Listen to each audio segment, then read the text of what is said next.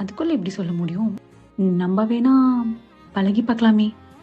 ஆ பழகலாமே. ஒரு டேட் மாதிரி. ம். டேட்டா? சரி. எங்க போலாம்? இங்க சொல்லுங்க.